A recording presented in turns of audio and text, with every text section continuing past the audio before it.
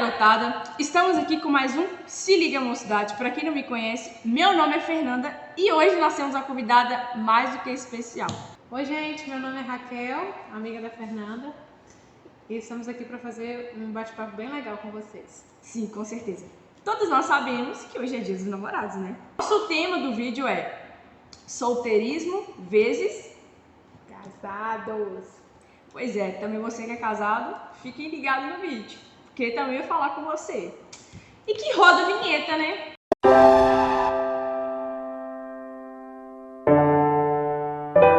Então, gente, todos nós sabemos que ser solteiro é horrível. Porque os amiguinhos estão saindo em casal e você fica lá o quê? Segurando a vela. Mas a gente não pra ser luz do mundo, né? Claro. Pois é, luz do mundo, mas não vela dos outros. Aí, o que acontece? Eu sou solteira, por isso que estou aqui para falar sobre. Eu estou vivendo um processo, desde quando eu finalizei relacionamento, estou vivendo um processo de querer mais de Deus, até que eu encontre uma pessoa também que vai ter um propósito compatível ao meu. E ser solteiro, assim como ser cristão, também não é fácil. A gente tem muitas bandejas, a gente tem muito... Tudo que não agrada ao Senhor vem sobre nós. Mas como a gente está fortificado na rocha, como a gente está firme na fé, a gente não vai ceder aquilo que não é compatível com o reino de Deus. A gente não troca o reino por migalhas. Eu prefiro viver um momento eterno com uma pessoa de pelo resto da minha vida. E solteirismo é triste. Não, mentira, é bom. É bom porque a gente aprende, né? Ela já viveu esse processo. Quem tá vivendo agora é eu. É nesse período que a gente tem que ver o que a gente quer para nossa vida, que tipo de pessoa que a gente quer para nossa vida, para que não possamos casar errados. Porque a gente tem a opção de escolha, e além da gente ter a opção de escolha, a gente também tem Deus para nos ajudar na hora de escolher. Não que a gente tem que falar escolher demais, não é isso. Um cristão, ele se baseia naquilo que o Senhor tem para ele. E eu, como cristã, me baseio muito naquilo que o Senhor tem para mim, que é uma pessoa que vai viver o reino dele juntamente comigo, aonde quer que eu for. E eu tenho uma referência bíblica disso que eu achei muito interessante, que é de Isaac e Rebeca. Isaac, gente, o seu servo foi numa cidade olhar algumas concubinas, algumas moças. Esse servo dele falou com o Senhor, aquela que desse água para ele e para os seus camelos, aquela ali seria a moça que iria se casar com Isaac. E não foi o que aconteceu mesmo? Então, depois que eu vi essa história de Isaac, eu comecei a trazer para mim, falar, Senhor, eu comecei a determinar sinais para o Senhor que só Ele vai conceder isso, porque o Senhor é detalhista. Tanto que vocês for reparar bem na Bíblia, Ele determinou medidas, centímetros, largura do tabernáculo, da arca de Noé. Então, assim, o nosso Senhor é detalhista. Começa a detalhar tudo que você quer em uma lista. Exatamente. Nosso Deus é o Deus de detalhes. E aí, como eu estou passando por esse processo solteira, eu acho que uma vida de casado é, assim, não é fácil. Mas na minha cabeça é simplesmente estar ali para o seu marido, cuidar da casa, não só por ser mulher, não só nós mulheres. Os homens também, com certeza, têm que ajudar a sua cônjuge, né, naquele momento ali, de fazer a tarefa de casa. Mas, assim, ao meu ver, eu achava que era uma coisa muito fácil, até eu ver o vídeo dela no meu vídeo. Mas agora eu tenho uma amiga casada aqui e eu direciono a palavra a ela. Olha, casamento... Cheguei a ficar emocionada. Isaac e Rebeca. A história de Isaac e Rebeca é linda e realmente fala do cuidado de Deus, né? Quando aquele servo, ele detalhou aquela que seria a futura esposa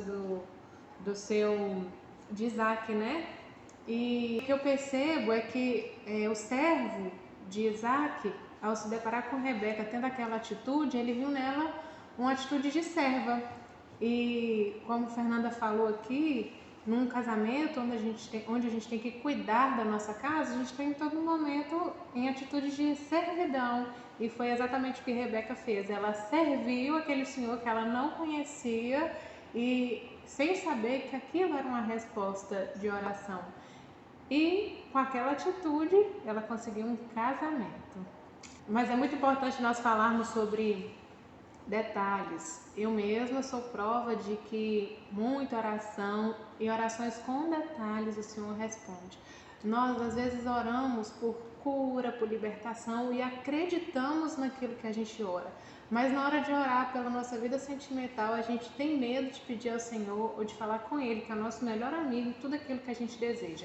Então é importante sim, no momento de oração, você falar, olha Deus, eu espero que o meu futuro esposo, minha futura esposa tenha esse tipo de comportamento, porque é nesse tipo de comportamento que você já sabe que você busca numa pessoa, um comportamento que você busca numa pessoa. Eu buscava um bom filho, um servo, um homem segundo o coração de Deus. Então era nisso que se pautavam as minhas orações. E o Senhor me respondeu exatamente como eu orava. Mas aquilo não foi só uma resposta de oração que eu fazia. Também teve que partir mudança de mim, porque eu estava pedindo ao Senhor um servo e eu não estava servindo a Deus. Eu pedia ao Senhor coisas como se a pessoa fosse obrigada a ter, mas eu tudo bem, não precisava. E a gente precisa entender que do mesmo jeito que a gente pede, alguém também está orando pelas nossas características. Então, observação, hein? Como você quer uma pessoa que serve a casa de Deus, mas você não se compromete com o reino?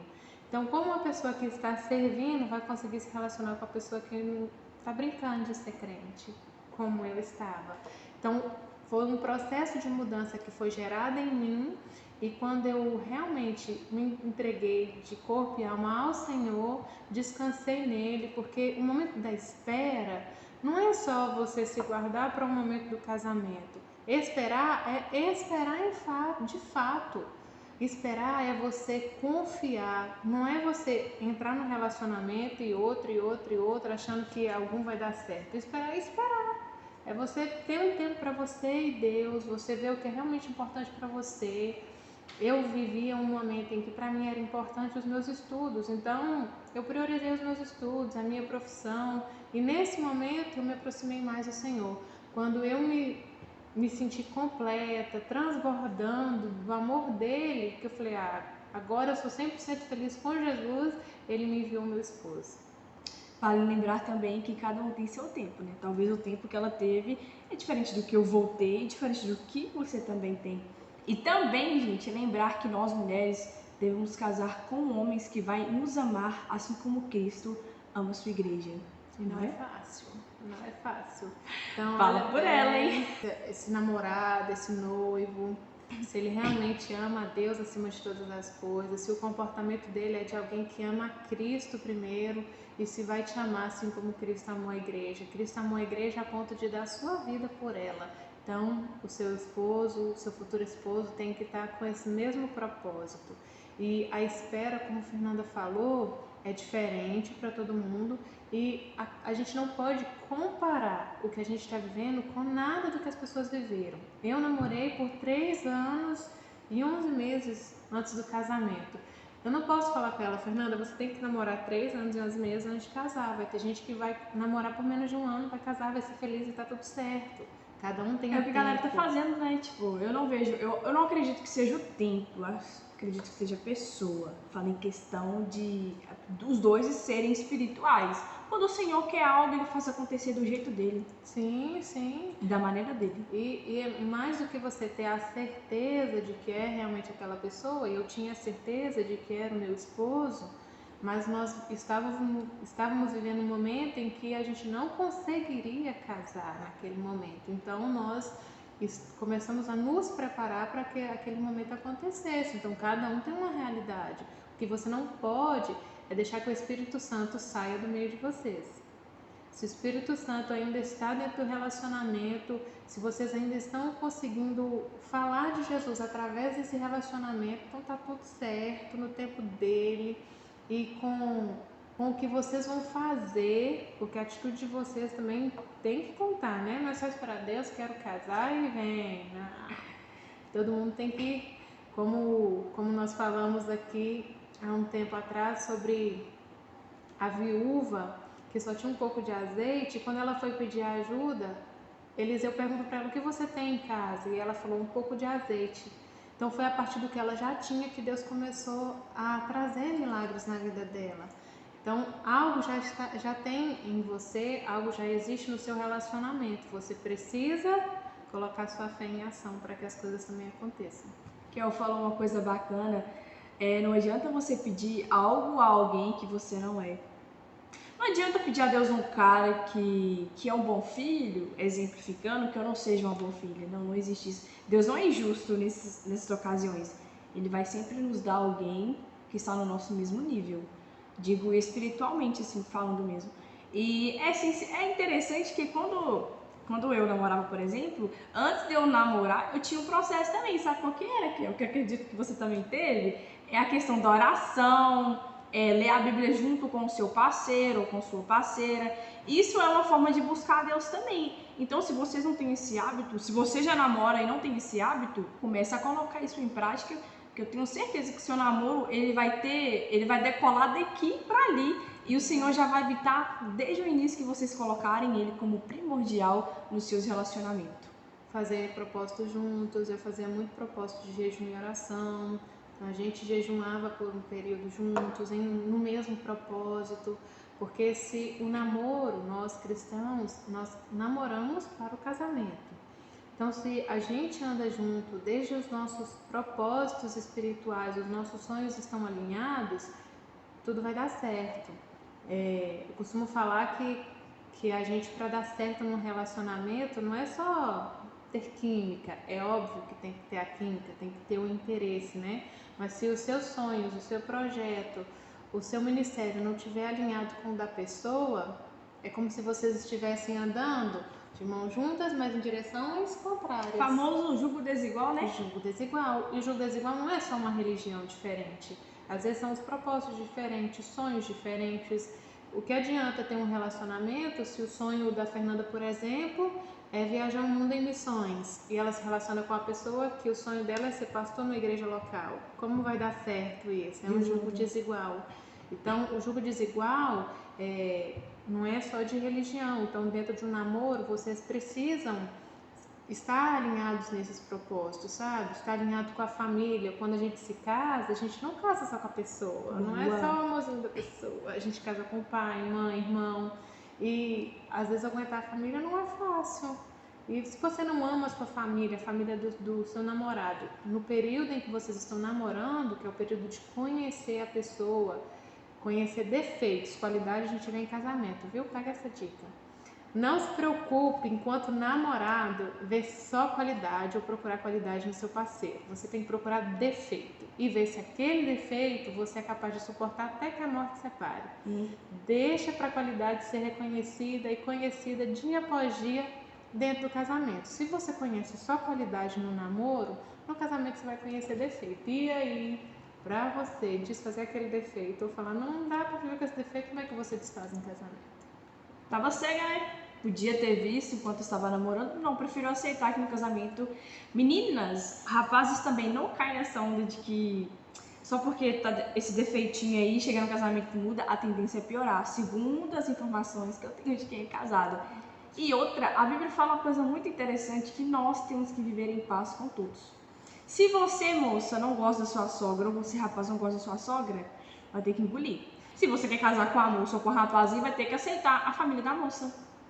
E ela falou uma coisa interessante, você não casa só com o rapaz ou só com a moça, você casa com a família, porque você está unindo ao sangue daquela família. Você está vivendo no mesmo ambiente que ela, porque querendo ou não, quando tiver alguma coisa familiar, a mãe ou o pai daquela menina ou do rapaz vai querer que vocês estejam em comunhão entre os outros. E é essencial que tenhamos comunhão, assim como nós cristãos temos com os irmãos aqui da igreja. E é isso. E outra, eu faço uma listinha pra Deus do carinho que eu quero. Eu aprendi isso com a minha amiguinha aqui. E é essencial. E dela deu certo. Tanto que a sua irmã também deu certo. Eu tenho uma outra amiga também que casou recente, o dela deu muito certo. Não é sinal de que ela escolheu demais. Mas é prova de fidelidade com Deus. Porque Deus honra aquele que honra as coisas dele. E se a gente está honrando, se eu estou buscando, se eu estou honrando, o Senhor não vai ser injusto comigo. Ele vai dar alguém no qual eu sempre sonhei. Claro que eu não peço um cara perfeito, né? Porque isso não existe. Nem eu sou perfeita. E são detalhes, né? A Fernanda está falando a meu respeito, meu testemunho de vida. Quando criança, eu ouvi um testemunho de uma mulher que ela orava para Deus, para que o seu futuro esposo tivesse uma pinta no ombro. Acho que era no ombro, se eu não me engano. E ela sempre orou por isso. E uma vez ela começou a se interessar por um rapaz, mas nem passava pela cabeça dela E durante um retiro de jovens, quando os rapazes foram trocar a camisa para poder jogar futebol, esse rapaz de quem ela estava gostando tinha a pinta exatamente no lugar onde ela orava. E desde que eu ouvi esse testemunho, eu orei a Deus. Eu falei, Deus, eu também vou orar por uma pinta e uma marca, né, no corpo da pessoa. E eu fiz essa oração. E foi muito legal, porque às vezes quando a gente busca demais, quando a gente tá solteira, a gente fica assim, eu quero namorado, quero namorado, quero namorado, quero namorado. E parece que todo mundo que aparece na sua frente, eu já olhava assim, cadê a pinta? Porque eu queria uma pinta no rosto. Aí eu falava, cadê a pinta? A pessoa não podia se aproximar de mim, então eu já a pinta para ter certeza que era, entendeu? A nossa ansiedade, o nosso desespero não desespera Deus, a gente precisa descansar. E aí quando eu conheci o meu esposo, eu nem me atinei para isso. Aí quando eu me dei conta de que eu estava interessada nele, uma amiga nossa em comum falou assim, olha, e você orou por uma pinta, ele tem? Eu falei, tem? E eu fui olhar e ele tinha, para um glória do Amigo Senhor. sempre repara mais que a gente. Mas quando a gente descansa, a gente não pode ficar desesperado, não. É verdade. Eu trago isso pra minha vida. Estou vivendo um processo em paz com o Senhor, a ponto de encontrar uma pessoa que quer decolar no mundo, no reino espiritual comigo. Eu estou apta para fazer aquilo que Ele quer. Se eu sozinha já faço o que Deus quer, com o meu parceiro vai ser só mais um. A gente vai dar continuidade àquilo que o Senhor me confiou. E confiou no rapaz que eu não sei quem é. Aparece ainda. Mas então, gente, é isso. Gente, agora, eu e a Raquel estavam conversando aqui. Ela me perguntou se eu tenho alguma curiosidade em saber em relação a uma área de casamento. Assim, na minha cabeça, eu acho que tudo é mil maravilhas. Claro que eu tenho meus pais, são casados e moram comigo, quer dizer, eu moro com eles. Eu vejo que a vida de casado não é fácil, porque eles têm muita responsabilidade. Eu já sou maior de idade, mas eles têm muita responsabilidade como casal e como pais, né? Ela ainda não é mãe, não. Aí, assim, a minha curiosidade, uma coisa, nem é curiosidade, não. Eu vejo muita menina na rede social, você como cristã e como servo do Senhor vai falar de uma forma bem assim, que posso ficar bem explicativa. Muitas mulheres falam, eu não vou ser submissa ao meu marido. Explica o que seria ser submissa ao seu marido. Lembrando que submissão, gente, é quando você está submetendo a alguém e não que você tem que obedecer. Não sei. Não é mandar, né? Isso que eu queria falar. A Bíblia, ela fala assim da submissão, né, da esposa, mas ela, antes de falar sobre a submissão da esposa, ela fala sobre o amor incondicional do esposo pela esposa, quando faz referência ao amor de Cristo pela igreja, e fala também sobre o respeito. O que eu percebo hoje no nosso meio é que as pessoas têm muito medo de se casarem nessa questão da submissão, em achar que o esposo vai mandar na vida da pessoa, vai ser um controlador. E a realidade não é essa a realidade que Cristo tem para nós dentro da igreja. E hoje no mundo em que a gente vive, onde tudo que se faz, as pessoas já taxam, o homem não pode ter alguns tipos de comportamento, porque eles são taxados como machistas, eles associam essa submissão ao machismo, e não existe essa associação quando a submissão ela está pautada na Bíblia. A submissão nada mais é do que o seu esposo te respeitar a tal modo de que o que ele fala com você ou aquilo que ele te ajuda ou te aconselha é sempre pensando no seu melhor. Então, quando há o respeito e o amor incondicional do seu esposo por você, é como se fosse uma troca, sabe? O meu esposo me respeita e cuida tanto de mim que eu, enquanto esposa, tenho prazer em servi-lo, tenho prazer em estar debaixo da sua submissão. A submissão no sentido de respeito, dele falar comigo, olha Raquel, eu acredito que isso seja o melhor para você, porque ele é o meu conciliador também. Então, a submissão, a gente não pode pensar nisso como uma forma de meu marido vai mandar em mim. Se seu marido está mandando em você de uma forma opressiva, ele não está fazendo algo que Cristo faria pela igreja. Então lembre sempre do comportamento em que Cristo teria com a igreja. A submissão nada mais é do que você respeitar, ter companheirismo com o seu esposo. Lembrando que tudo que a gente vive, tanto eu no meu processo de solteira quanto o não casado, se baseia nisso aqui, ó, na Bíblia. Então, assim, um cristão, ele se baseia totalmente na Bíblia. Ele é contra aquilo que o Senhor é contra e ele é a favor daquilo que o Senhor é a favor. Hoje em dia nós vemos muitos relacionamentos abusivos. Se você passa por isso, a gente está orando por você. Eu não sei quem são vocês, mas orando, a gente está em oração sempre. Nossa, rapaz, está na hora de vocês avaliarem se os seus relacionamentos como namorados está agradando o coração de Deus. E se é isso que o Senhor ou que vocês mesmos quer para vocês. Talvez você pode querer, mas talvez não é o que o Senhor quer para vocês. Então comecem a buscar mais intimidade com o Senhor e ver se é com essa pessoa que você vai dividir o resto da sua vida. Ver se essa pessoa que vocês querem ser só uma carne. É assim que funciona. A gente está no período de namoro, é para justamente a gente levar aquilo até o altar. É essa pessoa que você quer levar até o altar, que ela foi levada até o altar e é isso que ela quis e isso que ela tem certeza está vivendo hoje. E tanto que o relacionamento dela, o casamento dela foi uma testemunho, é testemunho para todos nós aqui da igreja. A Nanda está falando sobre a espera, né, o período do namoro. É importante a gente lembrar que, mais do que conhecer defeitos, o período do namoro é um período para a gente conhecer a pessoa com quem a gente tem se relacionado. E é um período em que o Senhor permite que os nossos olhos sejam abertos. Então, uma oração que eu sempre fazia enquanto eu estava namorando era pedindo para que o Senhor abrisse os meus olhos e que não fosse só um desejo carnal de me manter ao lado do meu namorado, mas que eu pudesse ver com os olhos que Cristo também enxergava ele, no sentido de que se havia algo nele que não agradasse ao Senhor, que os meus olhos pudessem ver. Porque às vezes quando a gente está apaixonado, a gente só vê o lado bom da pessoa. E às vezes a pessoa já tem apresentado comportamentos ruins, mas a gente não quer enxergar o comportamento ruim, porque a gente está tão apaixonado que a gente simplesmente fecha os olhos para os comportamentos ruins e abre os olhos para o comportamento bom. Então, uma dica para você que está namorando, eu sempre peço ao Senhor, abra os meus olhos.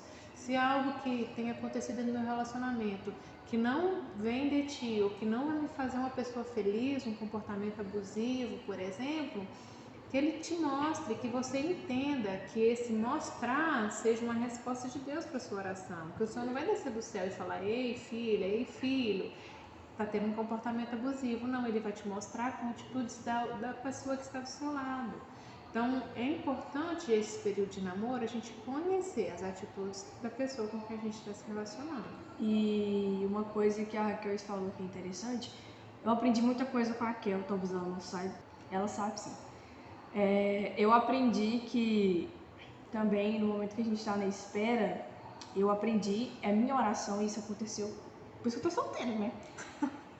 Toda pessoa que eu me apaixono, tem uma atração física, e gente, a atração física é enganadora, tá? E que eu perco o encanto, gente, eu perco o encanto, é da noite pro dia. Se eu perder o encanto no rapaz, eu posso saber que não é ele que o Senhor tem pra mim, porque aquela pessoa que o Senhor vai ter pra mim, eu vou ter um sentimento constante.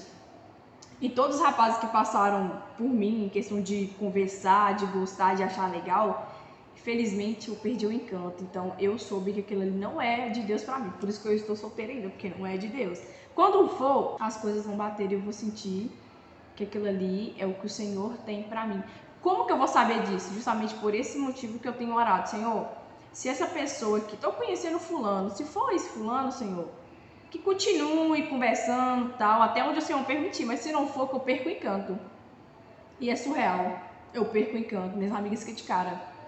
Porque eu sei que não é, eu não quero dar continuidade, eu não quero fraudar um coração, porque fraude é pecado, viu? Você que fica iludindo essas irmãs aí, esses rapazes aí, ó, pecando. É importante guardar o seu coração, né? Dele procede tudo, né? Concordo. Tudo. Guarde seu coração. O momento de solteirismo é ótimo. Ótimo. Chegou um momento da minha vida, enquanto solteira, que eu ficava assim, meu Deus, será que o meu dom é aquele de ficar solteira só fazendo algo? Porque eu gosto demais de ser solteira.